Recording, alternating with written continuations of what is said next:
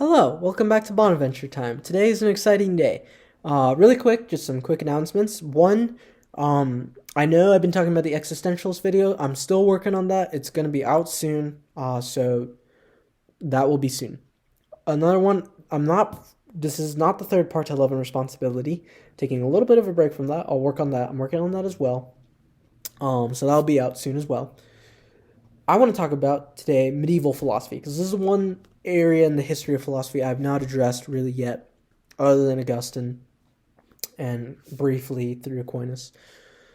And I really want to address it today. So today is medieval philosophy, and especially in the eyes of St. Bonaventure and St. Thomas Aquinas. Now, because St. Bonaventure is the patron of this channel, I will spend a little bit more time explaining him than Aquinas.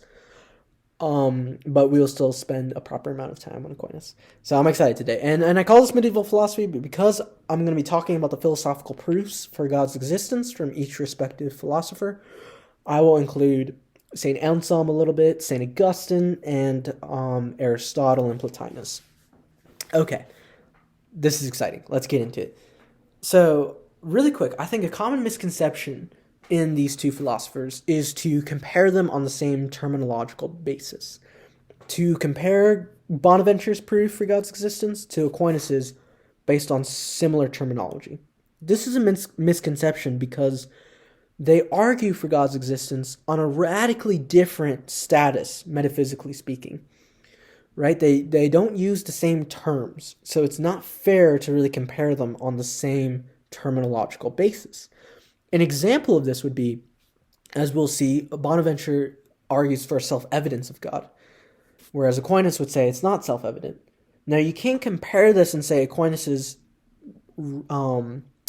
rectifying or responding to St. Bonaventure's self-evidence, because they actually agree, in a sense, on self-evidence. Because what I mean by this is, Bonaventure talks about an innate idea, which will distinguish from self-evidence that Aquinas talks about. So it's different, and it's something that's like a seed that grows, and we'll talk about this. Whereas Aquinas is talking about self-evidence when he says this in Prima Pars, where God is not self-evident through nature, right?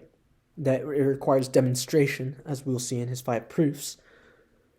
He's talking about self-evidence through nature, and that you can't conclude through nature immediately in self-evidence that God exists. Bonaventure would actually agree with this. So we need to make distinguishment on his terms and innate idea, what he means by self-evidence, which we will get into, but I would just want to say that really quick, that this is a common misconception I see in people when they talk about these two philosophers, is they compare them on that basis, and I think that's unfair, and you don't actually get the full fruit of each in their respective philosophies. A big difference that needs to be stated before we really delve into these philosophies is that Bonaventure holds that theology and philosophy must be studied in the same. That really it's almost like one mega discipline, whereas Aquinas would say they can be studied separately. And in order to really understand why they hold these positions, I think it's important that we go kind of back in time into the ancients and really understand the philosophical backgrounds they're adopting. Whereas for Bonaventure, he's adopting a very Neoplatonic thought, whereas Aquinas is adopting a very Aristotelian thought. So, we're going to back up to the age of Plotinus and Aristotle. Now, Aristotle would critique Plato and would say that there's no dualism, right? Plato would say the form and the matter must be separated, the soul and the body, right? That the soul is entrapped in the body.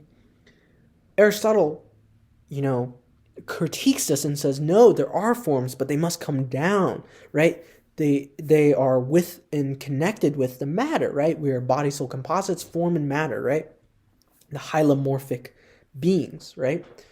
Aristotle holds this. Now, Plotinus, or before I go to Plotinus, I really should expand more on Aristotle. Aristotle holds this more in a natural philosophy, right? His philosophy of nature. So this has nothing to do, really, this has to do with substance. Something apart from, really, he would talk about the cause and effect through the unmoved mover in his physics.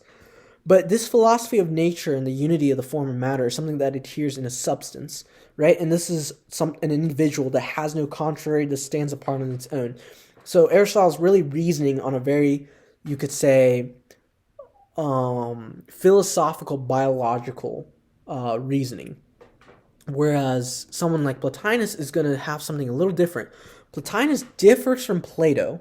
Even though it's Neoplatonic thought, it's not just Platonism. He differs, and a big difference is that he actually agrees with Aristotle. He says, yes, the form is with the matter, right? The matter is the substratum of the form. They're connected. But something where Plotinus differs is he doesn't take this philosophy of nature view, where it's very, right, naturalistic and human experience, right? And moving up beyond just human experience, right? This naturalistic metaphysical view that Aristotle holds. He would say that the matter subsists in the form, as the substratum, I should say, in virtue of the one, who would be God for Plotinus, that the matter emanates from. So the matter emanating from the one is the substratum of the form. So the unity of the form and the matter is in virtue of the one. And this is not to say it's like this cause and effect like Aristotle proposes in physics. It's different in the sense that it's literally the one is the unity between this form and the matter through the nous, which means intellect, mind, or intuition in Greek. Okay, I think that's enough to go deep. That's deep enough into these philosophies to where we can now understand where Bonaventure and Aquinas pick up. Because Aquinas, right, he said that you can study philosophy for its own sake, separately from theology, because he believes in this metaphysics that Aristotle holds, right? This hylomorphism, apart from not different from the one emanating the matter to be the substratum of the form, right? So he believes in this sort of natural philosophy that Aristotle's holding, and there are more reasons than this, but this is a big reason and it's easier to understand why they differ through this. So he would say you can study them separately, and you can understand really a philosophy of nature through Aristotle. Bonaventure would not follow Aristotle and follow Plotinus and say, right, the one, right, what Bonaventure would hold as being God, right, is the unity of the form and the matter. So to say you study philosophy separately is really to follow this Aristotelian philosophy, is to remove God as the center of philosophy. If he's the unity of the form and matter, and you follow Aristotle's method, you're taking God out of the equation of that unity. And for Bonaventure, he would think that this would be taking God out of the center of philosophy. And for him, right, that's appalling for him in his eyes. Now, I would agree with Aquinas and follow this sort of Aristotelian metaphysics, but I think it's that helps understand where Bonaventure is coming from and why he would posit such a thing as saying theology and philosophy should be studied together. Now, I did mention I'd spend a little more time on Bonaventure, so I'm going to start with Bonaventure and kind of explain this and one of his proofs. But I think to understand Bonaventure, you have to understand another thing, not just this Neoplatonic background, but his Franciscan nature, right? Bonaventure, I believe, was the 7th generalette of the Franciscan order. He followed John of Parma. He did not know Francis of Assisi, or at least when he was older, you knew him as a baby. When Bonaventure was young, he had this disease, and there's a funny story, and I'll talk about that after the story. He had this disease, and it was actually threatening his life, and he probably was going to die. So his mom took him to someone to heal him, and she took him to none other than Francis of Assisi. And Francis was able to heal Bonaventure, who I believe was named at the time Giovanni. And he changed his name to O Bonaventura, which in Italian or Latin would mean good fortune. And so that's where Bonaventure's name comes from. So that's a very cool thing. But because of this, Bonaventure felt like he owed Francis his life, and later on in his life, he would join the Franciscans. Now, Bonaventure, if you know this is a fun fact, he is the patron saint of bowel diseases. And which is kind of odd, but the reason behind that is because they think the disease that almost killed him was some sort of bowel disease. So there's a funny little story for you. Now, I won't go into the whole history of his Franciscan life in his time at the University of Paris with Thomas Aquinas. But I will mention this because this is very important for understanding St. Bonaventure and his philosophy. How Francis of Assisi lived was how St. Bonaventure thought. His philosophy is very much a result of a Franciscan spirituality. And so, whereas Aquinas would focus on metaphysics, and he'd be the crown of metaphysics, Scholasticism in general would be the crown of metaphysics, I would argue, and many others would argue, that Bonaventure was the crown of mysticism, and the two complement each other. Bonaventure and Augustine, I'm just going to say this, their metaphysics is never going to beat Thomas Aquinas's. But there's a mystical, spiritual aspect to Bonaventure and Augustine's philosophy, especially Bonaventure, that complements the Aquinas and scholastic metaphysics. And I think that's, if you understand that in the Franciscan nature, you really can open up your eyes if you want to read into Bonaventure. It really helps you understand and take more fruit from Bonaventure's works. Because I think a common thing to do is to just compare philosophies and say, well, metaphysically, Aquinas is better, so I'm just going to read more Aquinas and not really read Bonaventure. Because Aquinas was just responding to Bonaventure. And as I already showed, there's some times where it wasn't just him responding. They're arguing from different terminological bases. So I really think that's a mistake, and you really should understand. It's helpful to understand, right, where they're coming from, what their goal was, and what can you take from their philosophy. So I personally follow an Aristotelian Thomistic metaphysics, but I personally also love Bonaventure's philosophy and adopt it for the sense of its mysticism. I won't go too far into why this mysticism complements scholastic metaphysics, etc., but I will share this story, or really analogy, that a philosopher, Etienne Angelic, a historian, shares in his work on history of scholastic or medieval philosophy. And he says, if you're familiar with Dante in his Divine Comedy, he compares Beatrice to Thomas Aquinas in scholasticism. He says, Beatrice leads Dante through the paradise to God, right? Reason just embarks on this massive journey and comes before God, right? But Beatrice is not the one who takes Dante before the throne of God, right? No, it's Bernard of Clairvaux who does this, right? Bernard of Clairvaux with this mystical love, right? This mysticism. And Gilson argues that this mysticism is Bonaventure, right? Whereas Beatrice is this height of reason that Bonaventure would never be, in the sense of metaphysics and that sort of basis.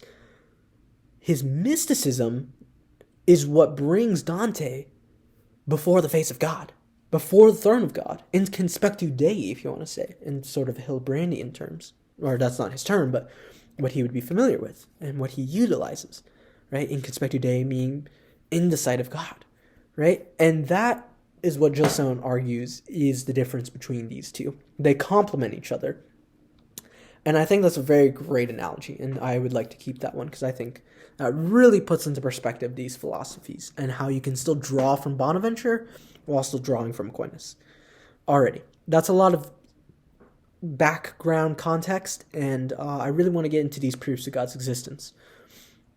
Bonaventure would hold that the existence of God is an indubitable truth.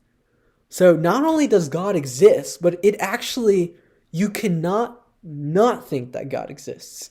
That's a bold claim. But what's his basis for this? He would say God is this innate idea impressed on the soul. And really for Bonaventure, to understand this is, you have to understand different medieval philosophers. Bonaventure is adopting this idea that God is that which nothing greater can be thought to exist. This is coming from St. Anselm.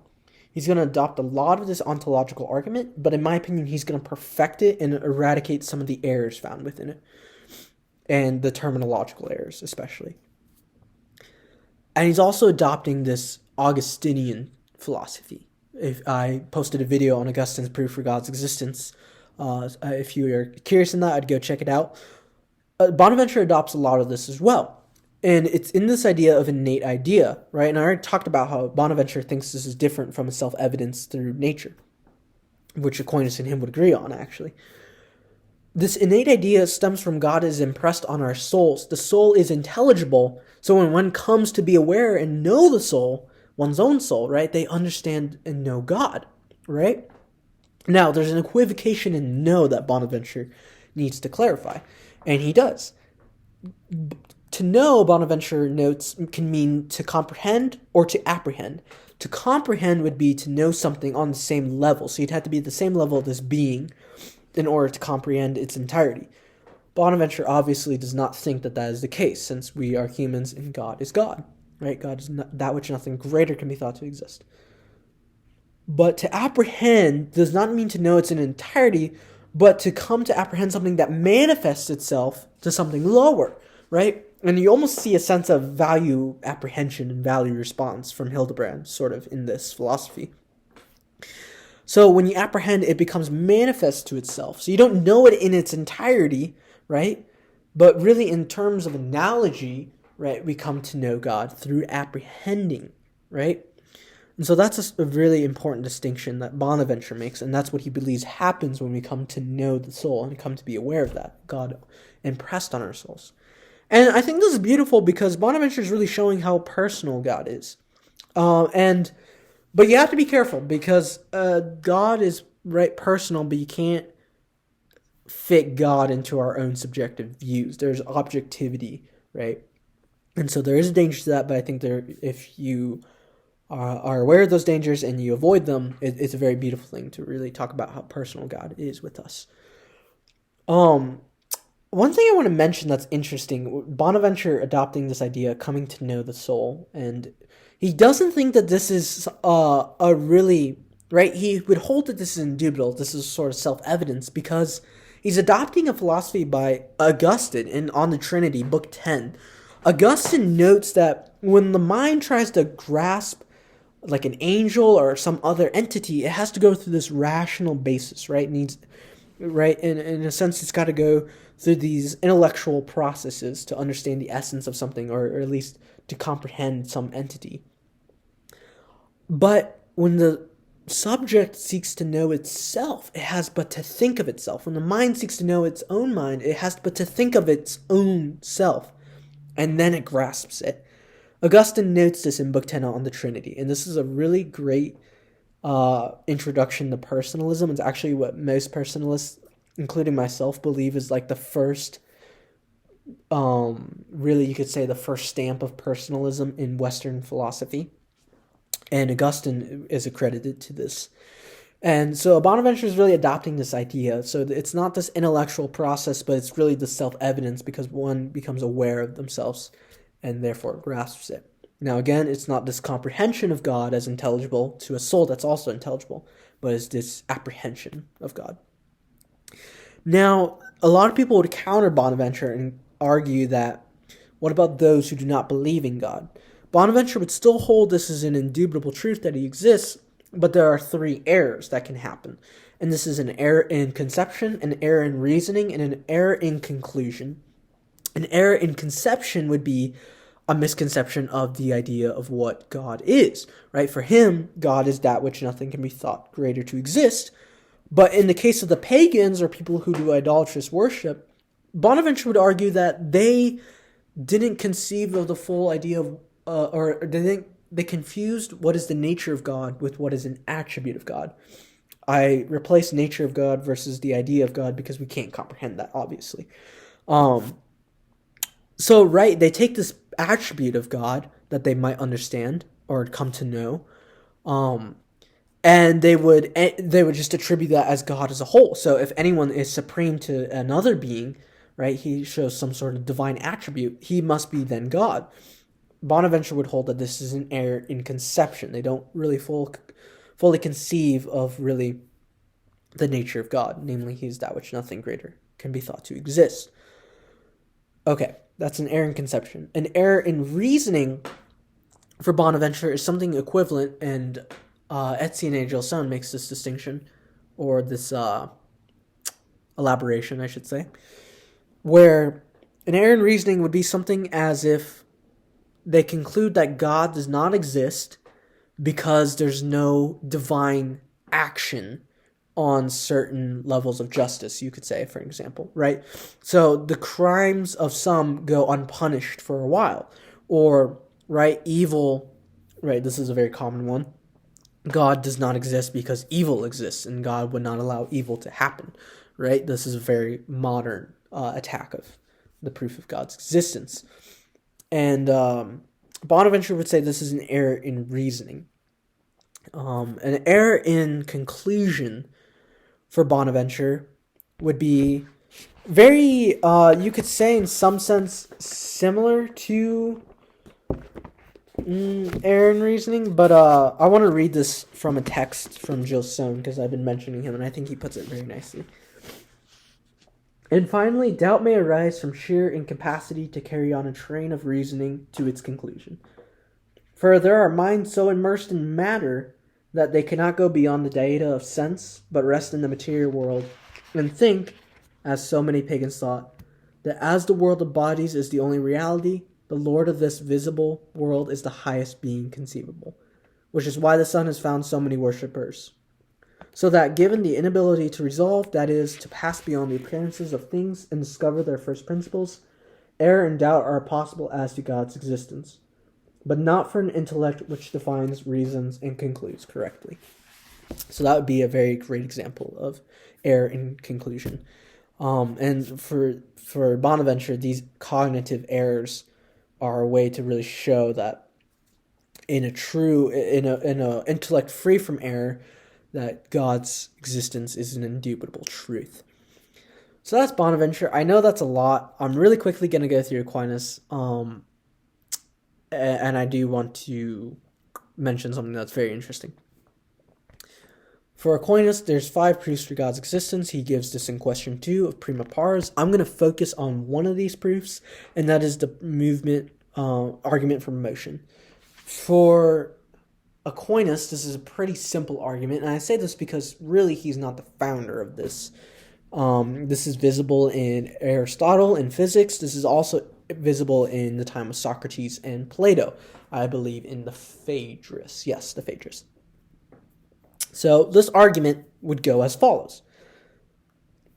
There must be a cause for an effect, right? So there's these potentialities, right? In order for something to actualize these potentialities, this thing would have to be an actuality, right? Because it has to actualize other potentialities. But in order for this to actualize other things, it has to be non-potential. So it has to have no potentialities. So, in other words, this argument from motion, where something comes from, right, there has to be an unmoved mover. Because movement, right, passes on. And so there has to be something that is unmoved but still moves everything in creation in order to be the first, right? Because if it's moved, then it's moved by another, right? Movement presupposes potentiality. But something has to be fully actualized in itself, pure actualization, and has no potentials. So it has to be, in some sense, the absolute simplicit, or simple, absolute simple. Why is that so hard to say? And it has to be, right, non-moved. So this idea, no potentiality is fully actualized in order to actualize other things. This is the argument from motion. Not a very hard argument. It's very simple, and I think that's also what makes it a very great argument. Right? Simplicity is the best. That is basically the argument, and this is found in Aristotle. Again, it's also found in Socrates and Plato. Aquinas ends this argument with saying this is what we would know as God, the unmoved mover.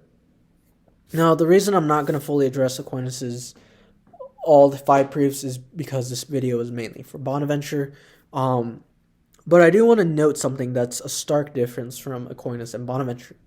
Bonaventure would hold something what looks similar. This is a second way of knowing God's existence for him. And is really in addition to his proof. Is you look around the world and you see what we would call vestiges of the Trinity. Vestiges of God. Right? You see God in creation. Now, this is not to say that for Bonaventure that God is self-evident through creation, right? He agrees with Aquinas on that. But for Bonaventure, really, through creation, when you see God, it reminds you of the first proof, and that is God's innatism on the soul, right? God is impressed on the soul. So for Bonaventure, seeing the world and seeing God in the world is just reminding you of the first one. That God, right? We have this innate idea of God in our souls. So this, in some ways, he goes through the effect to cause, cause to effect idea in creation, that you can go through this idea seemingly similar to the argument of motion from Aquinas, where, right, eventually you have to conceive of this idea that the first mover can't be moved himself, otherwise he wouldn't be the first mover. So he conceives of this, but this is different, because for Bonaventure, he's really focusing on the innate idea, whereas Aquinas is really focusing on a demonstration in his argument, right? That we don't have this idea of God in our souls, but we have this blank slate for an intellect, which he adopts from Aristotle, and we have to demonstrate to come to this idea of God, right? And so his argument for motion is very different from what Bonaventure would seemingly have as his own argument of motion. It's not an argument really that's foreign to any of the medieval philosophers, except maybe Anselm. But it's different, because Aquinas is really arguing from a sense of demonstration, right? And that's Aristotelian logic, versus Bonaventure, who's focusing on the innate idea of God impressed on the soul, and this idea of ontology, which comes from St. Anselm. So I hope that's like a helpful distinction on why Aquinas and Bonaventure differ, and why you can't really compare them, because they're arguing from completely different terms, and they completely different metaphysical status. And so while you can compare them on a general view, right? You can compare Augustine, St. Anselm, Bonaventure, Aquinas. You can't really compare them on the same terminological basis, because they argue from completely different ways. And I hope this video really helps you to come to appreciate both Bonaventure and Aquinas. And I know I didn't really spend too much time on Aquinas. I'm hoping to make a video like this, but focuses more on Aquinas. I know it didn't, but I really hope that it's helpful to understand more the difference between Aristotelian philosophy versus a sort of Neoplatonic conception. Even though, I should mention, Aquinas was very much influenced by Plotinus, actually. A lot of his philosophy is influenced by Plotinus, especially if you're familiar with Thomistic aesthetics that came to really full fruition through Jacques Maritain. You would understand that Aquinas' doctrine of proportion comes from Plotinus' doctrine of integrity. So that there's a lot of influence there. But on this idea of the one and this emanating from the one versus a natural philosophy with Aristotle, there's a stark difference, and I hope this video helps understand that. So with that, I'm going to end this video. I hope this helps you understand St. Bonaventure, and I hope it helps put into perspective his philosophy in comparison with St. Thomas Aquinas. Until then, I'll see you next time. Please like this video, please share it, and subscribe if you haven't already, and God bless.